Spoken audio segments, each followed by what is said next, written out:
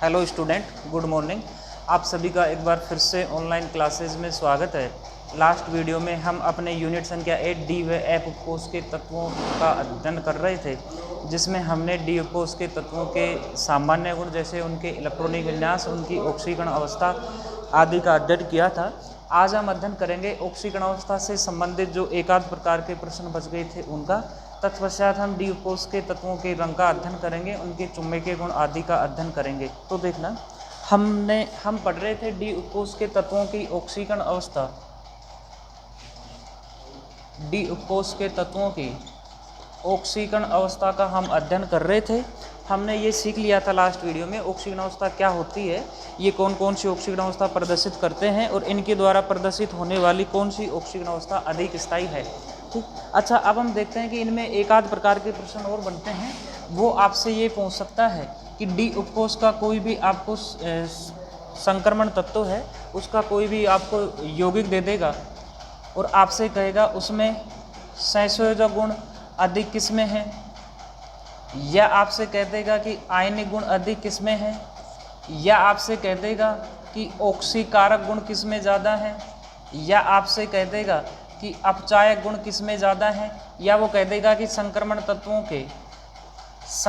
तत्वों के जो ऑक्साइड बनते हैं तो ऑक्साइडों के अम्लीय व क्षारीय गुणों का, ऑक्साइडों के अम्लीय व क्षारीय गुणों के बारे में वो आपसे पूछ सकता है। ठीक, तो अच्छा देखो, हम अब क्या ध्यान रखेंगे, आपको एक चीज़ ध्यान रखनी है कि यदि ऑक्सीकरण अवस्था बढ़ती है तो ऑक्सीकरण अवस्था के समानुपाती होते हैं सहसंयोजक गुण। इसका मतलब ऑक्सीकरण अवस्था बढ़ रही है, सहसंयोजक गुण बढ़ रहे हैं, तथा ऑक्सीकरण अवस्था यदि बढ़ रही है तो उसका आयनिक गुण कम होता है। इसका मतलब आयनिक गुण ऑक्सीकरण अवस्था के क्या होते हैं, व्युत्क्रमानुपाती। एक बात तो होगी ये, ठीक है। दूसरा हम देखें ऑक्सीकारक और अपचायक गुण। तो आपको एक चीज़ ध्यान रखनी है कि यदि ऑक्सीकरण अवस्था बढ़ रही है तो संक्रमण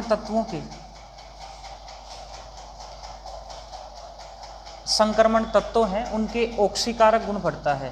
कौन सा गुण बढ़ता है, ऑक्सीकारक गुण बढ़ता है, तथा ऑक्सीकरण अवस्था बढ़ती है तो उसका अपचायक गुण कम होता है, अपचायक गुण कम होता है।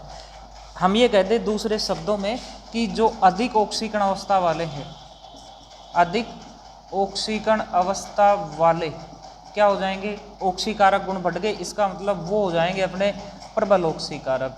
क्या हो गए, प्रबल ऑक्सीकारक।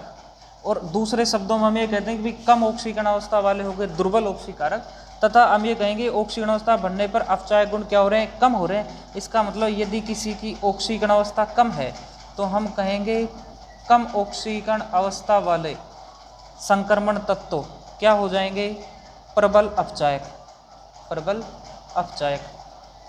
ठीक है। एक प्रकार का प्रश्न और बनता है कि संक्रमण तत्वों के जो ऑक्साइड हैं, संक्रमण तत्वों के ऑक्साइड जैसे MnO हो जाए, MnO2 हो जाए, CrO हो जाए, CrO2 हो जाए, जो संक्रमण तत्वों के ऑक्साइड हैं उनके अम्लीय और क्षारीय गुण। तो हम ये कहेंगे कि जो संक्रमण तत्वों के ऑक्साइडों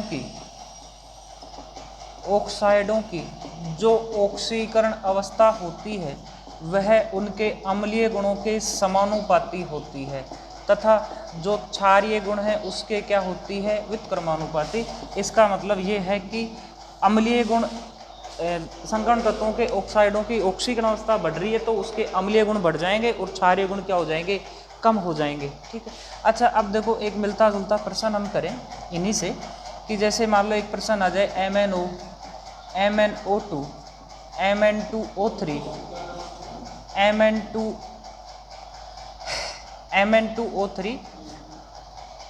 MnO3 या आपके पास आ जाए Mn2O7 को अम्लता के घटते क्रम में व्यवस्थित करो। कोई सा ही क्रम लिख लो, घटता बढ़ता, घटते क्रम में व्यवस्थित करो, घटते क्रम में व्यवस्थित करो।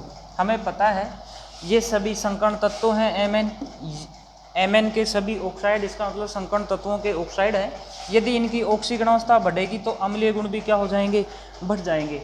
अच्छा, अब हम देखते हैं इनकी ऑक्सीकरण अवस्था। Mn की ऑक्सीकरण अवस्था यहाँ +2 है, MnO2 में ऑक्सीकरण अवस्था Mn की +4 है, Mn2O3 में +3 है, MnO3 में +4 है, MnO3 में +6 है और Mn2O7 में इसकी आ जाएगी +7। ऑक्सीकरण अवस्था कैसे ज्ञात की जाती है वो हमने पहले भी सीख रखी है। यदि हम बताएं कि एक उदाहरण लेके भी ऑक्सीकरण अवस्था कैसे ज्ञात करेंगे, यदि मान लो Mn2O7 है तो जिसकी ऑक्सीकरण अवस्था हमें ज्ञात करनी होती है उसे हम मान लेते हैं x। Mn कितने हैं, 2, तो 2 से गुणा कर दिया, प्लस ऑक्सीजन परमाणु का आवेश रखेंगे कोष्टक में -2, ऑक्सीजन 7 है, 7 से गुणा कर देंगे। यहाँ बराबर का चिन्ह लगाकर जो पहले से आवेश दिया जाता है उसे लिखते हैं। पहले से आवेश है 0, तो ये हो गया 2x - 14 बराबर 0, तो 2x बराबर क्या हो गया 14, x बराबर क्या आ गया +7। तो इसका मतलब Mn2O7 में Mn की ऑक्सीकरण अवस्था क्या है, +7। अब हमसे कह रहा है अम्लता के घटते क्रम में व्यवस्थित करो। अभी हमने ये सीखा कि ऑक्सीकरण अवस्था अधिक है तो उसका अम्लीय गुण भी क्या होगा, अधिक। तो सबसे अधिक ऑक्सीकरण अवस्था Mn2O7 की है, Mn2O7 की, तो सबसे अधिक अम्लीय Mn2O7। उसके बाद में प्लस है ऑक्सीकरण अवस्था वाला MnO3, उसके बाद में +4 वाला MnO2, उसके बाद में +3 वाला Mn2O3 और सबसे कम अम्लीय ऑक्साइड होगा MnO। ये इसका आंसर हो गया। ये प्रश्न आपके बोर्ड एग्जाम में आया भी है। अब क्या करेगा वो बोर्ड एग्जाम में, यदि मान लो ऐसा प्रश्न आए बोर्ड एग्जाम में तो वो Mn मैग्नीज के ऑक्साइड न देके, हो सकता है क्रोमियम के ऑक्साइड दे दे। अपना मकसद क्या होना चाहिए, हमारा ध्यान कहाँ होना चाहिए, हमारा ध्यान सबसे पहले हम ऑक्सीकरण अवस्था निकालेंगे।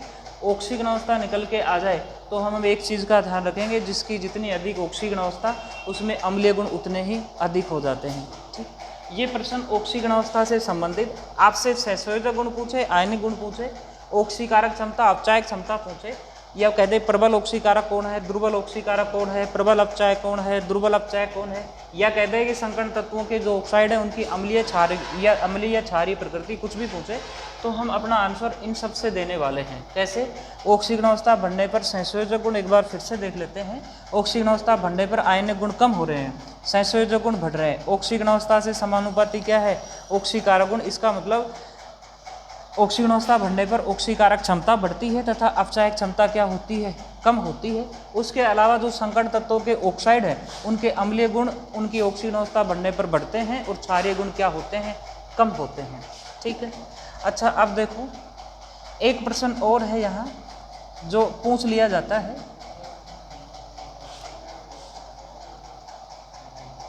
देखो क्या है, हमें पता है जो संक्रमण तत्व है, हमने केवल 3D श्रेणी की ऑक्सीकरण अवस्था पढ़ी है, उसमें सभी तत्व केवल स्केडियम और जिंक को छोड़कर परिवर्तनशील ऑक्सीकरण अवस्था दर्शाते हैं और वह उस स्थिति में उनकी ऑक्सीकरण अवस्था कम भी होती है और अधिक भी होती है। ठीक, तो उसी का मिलता जुलता एक प्रश्न है क्या, कि संक्रमण तत्व अपनी उच्चतम ऑक्सीकरण अवस्था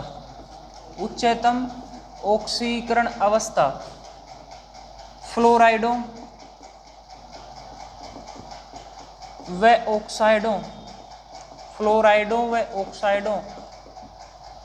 के साथ दर्शाते हैं। ठीक है, क्यों भाई, प्रश्न ये कहना चाह रहा है कि जो संक्रमण तत्व उच्च ऑक्सीकरण अवस्था दर्शाते हैं उस स्थिति में संक्रमण तत्व उच्च ऑक्सीकरण अवस्था दर्शाते हैं, उस स्थिति में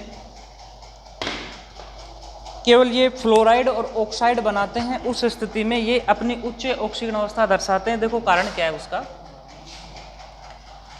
मतलब क्या है कि कोई संकरण तत्व है, मान लो आपके पास में Mn है, Cr है, कोई भी संकरण तत्व है, जब वो ऑक्सीजन से जुड़े तो ऑक्साइड बनाएगा और फ्लोरीन से जुड़े तो क्या बनाएगा, फ्लोराइड जुड़ाएगा।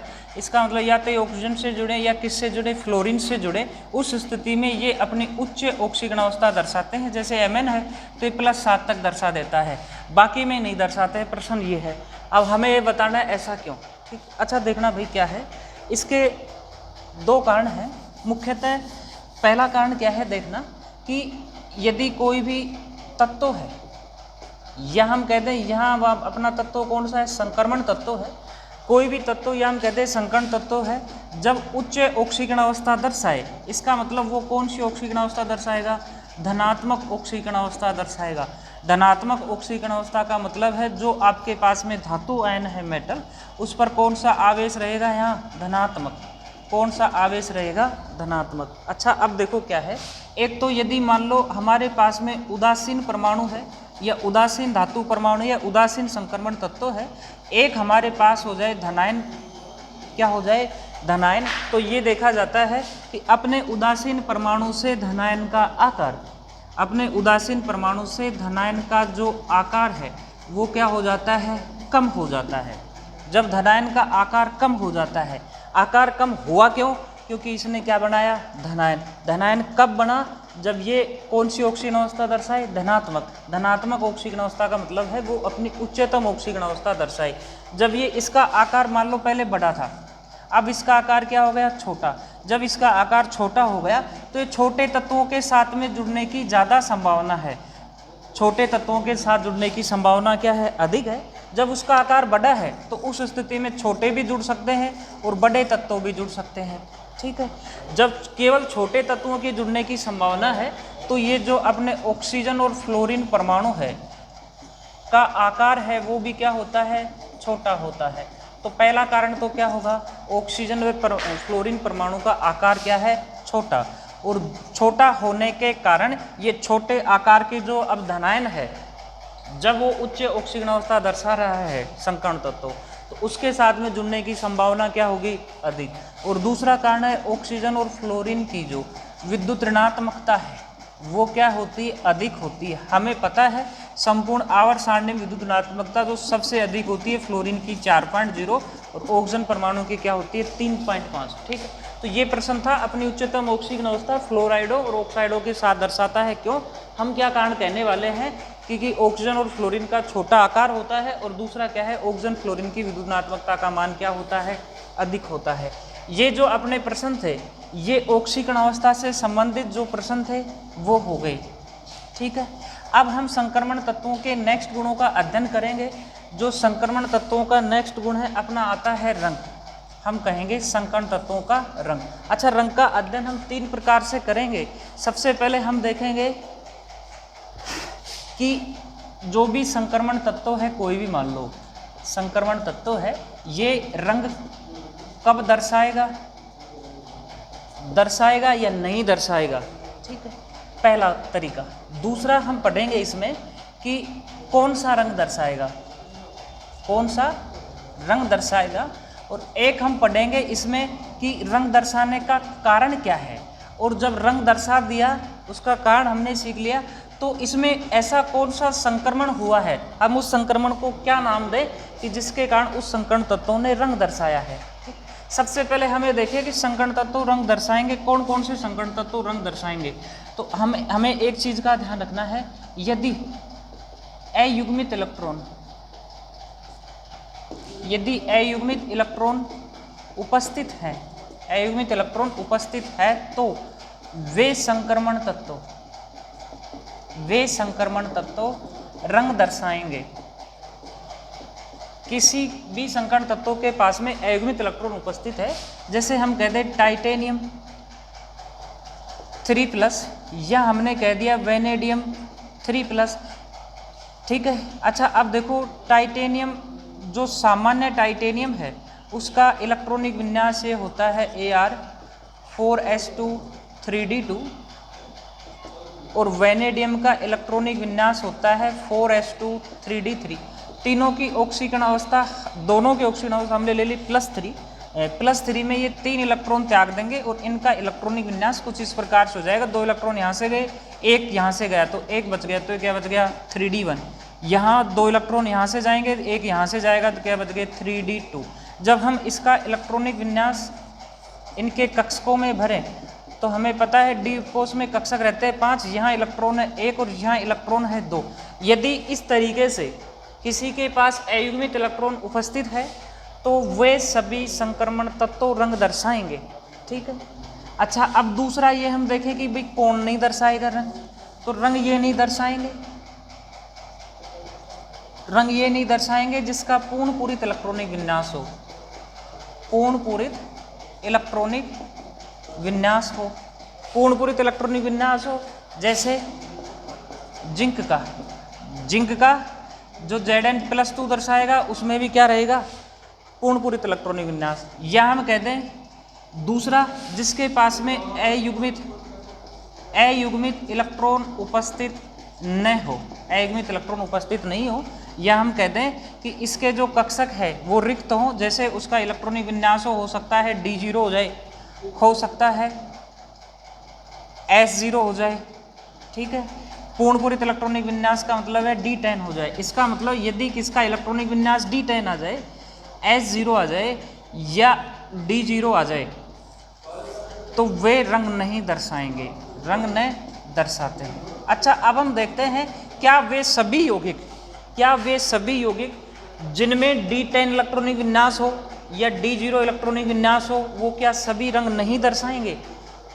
ये बात सही है, लेकिन इसमें दो अपवाद है। एक तो आता है क्रोमियम का, क्रोमियम का एक यौगिक है, जैसे हम ये कहते हैं KMnO4, क्रोमियम का है K2Cr2O7, K2Cr2O7। यहाँ हम यदि क्रोमियम की ऑक्सीकरण अवस्था निकालें तो भाई यहाँ क्रोमियम की ऑक्सीकरण अवस्था आ जाएगी +2 2x। देखो कैसे निकालेंगे, क्रोमियम को x मानेंगे, ये 2 प्लस, इस पे प्लस एक आवेश है, 2 पोटेशियम है, ऑक्सीजन पे रहता है -2, 7 है बराबर 0, तो हो गया 2 प्लस में 2x -14 बराबर 0। तो 2x बराबर ये 12 बच गए, उधर गए तो प्लस के 12, तो x बराबर क्या आ गए +6। यहाँ भाई क्रोमियम की ऑक्सीकरण अवस्था है +6। अच्छा, क्रोमियम का इलेक्ट्रॉनिक विन्यास होता है 4s1 3d5। यदि हमें इलेक्ट्रॉनिक विन्यास क्रोमियम +6 का लिखना पड़ जाए तो ये इलेक्ट्रॉनिक विन्यास है 4s0 3d0। यहाँ d उपकोष और s उपकोष में एक भी इलेक्ट्रॉन नहीं है, लेकिन फिर भी जो K2Cr2O7 है वो कौन सा रंग दर्शाता है, नारंगी रंग दर्शाता है, ऑरेंज कलर शो करता है, ठीक। अच्छा, दूसरा एक अपवाद और आता है, देखना भाई क्या है कि एक यौगिक है आपके पास में जैसे KMnO4, KMnO4 ये पर्पल कलर शो करता है, बैंगनी रंग दर्शाता है। देखो क्या है, यहाँ Mn है ना, उसकी ऑक्सीकरण अवस्था +7 है। हमें पता है Mn का इलेक्ट्रॉनिक विन्यास ये होता है 4s2 3d5। यदि हम ये करें Mn+7 तो 7 इलेक्ट्रॉन निकालने पड़ेंगे। सबसे पहले 2 इलेक्ट्रॉन s उपकोष से निकले तो ये 4s0 बच गए 5, तो ये क्या बच गए 3d0। यहाँ Mn के पास में भी एक भी इलेक्ट्रॉन नहीं है, लेकिन ये फिर भी कौन सा रंग दर्शाएगा, बैंगनी रंग। दो अपवाद है नहीं, इनके कारण है, लेकिन कारण अभी अपने इतने मतलब का है नहीं, तो हम क्या कहेंगे, ये तो बैंगनी रंग दर्शा रहा है Mn+7 ऑक्सीकरण अवस्था में भी, और Cr कौन सी ऑक्सीकरण अवस्था में +6 में एक भी इलेक्ट्रॉन नहीं है, लेकिन ये फिर भी कौन सा रंग दर्शा रहा है, नारंगी रंग दर्शा रहा है, ठीक है। ये तो हमने सीखा कि संकर्ण तत्वों में से कौन से रंग दर्शाएंगे, कौन नहीं दर्शाएंगे। अच्छा, अब हमें देखते हैं जब वो रंग दर्शाएं तो कौन सा रंग दर्शाएं, ये हमें सीखना है।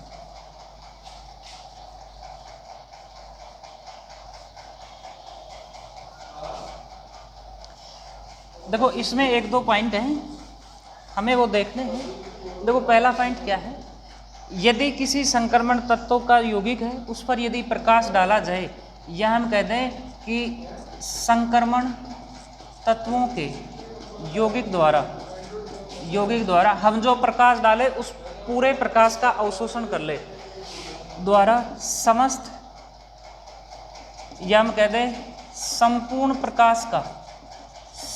प्रकाश का अवशोषण कर लिया जाए, अवशोषण कर लिया जाए। दूसरे शब्दों में हम कह सकते हैं संपूर्ण तरंगदैर्घ्य के प्रकाश का अवशोषण कर लिया जाए, तो वह संकर्ण रंग है ना, वह काला रंग प्रदर्शित करता है। कैसा रंग दर्शाएगा, काला रंग दर्शाता है, ठीक है। दूसरा क्या है, दूसरा पॉइंट, पहला तो ये संकर्ण तत्व संपूर्ण प्रकाश का अवशोषण कर ले, तो वो काला रंग दर्शाएगा। और यदि किसी भी रंग के प्रकाश का अवशोषण नहीं करे, क्या भाई, कोई से भी प्रकाश का अवशोषण नहीं करे, किसी भी रंग के